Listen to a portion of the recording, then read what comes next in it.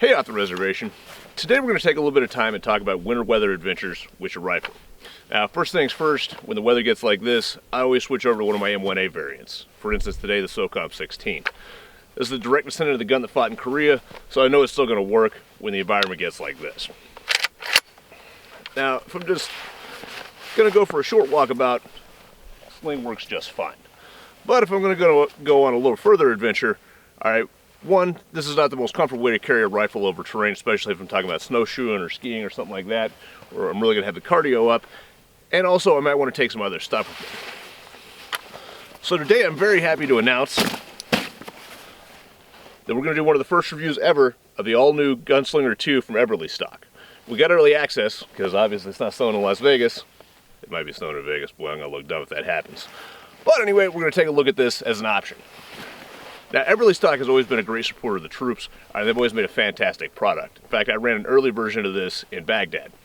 And the great thing about these is they're actually a backpack built for a rifle. We've got a scabbard in the back here that will hold any size of rifle, and a front piece here that'll hold all your other kit. Now, as I said, I've actually got experience with the Eberlestock product, because the way we used to do on my team, we run our big boy gun in the back. So you have your little tiny CQB gun in the front. Get where you're going, put this guy down, get your big boy gun out, off you go. That's probably not what most of us need to do right now, but this is still a very comfortable way of carrying your rifle. So let's take a look at some of the features of the new Gunslinger 2. Alright, so as you can see, my M1A fits perfectly. Alright, if we're secured up a little bit, make it a little bit more comfortable. I actually got snaps in the top here, that'll keep it from wiggling around. Now, this is not entirely new for the Gunslinger 2, but this is an improvement over the model that I had back in like 06. This one actually has an aluminum frame, which makes things very comfortable. Obviously not applicable today. We've got all kinds of ventilation built in here, as well as a padded airflow channel if you're using this in warmer weather.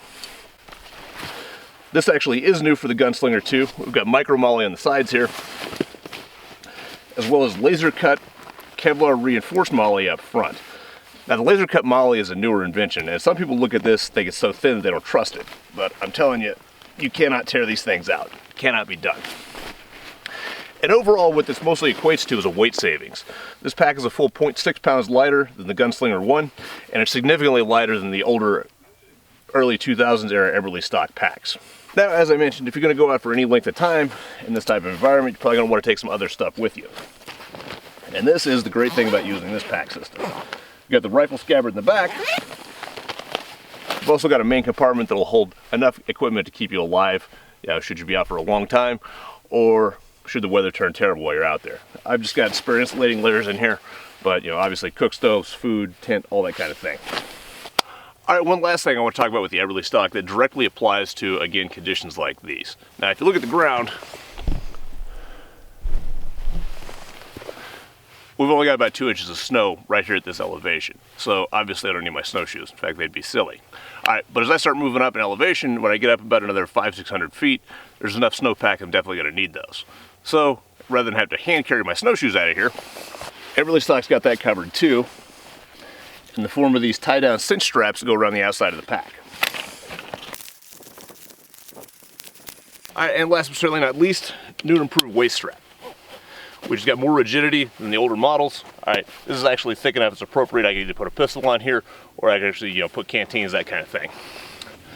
But here we are, Gunslinger 2. Got my M1A, snowshoes, survival equipment, everything on one very comfortable, very easy to use pack, and I'm ready to go.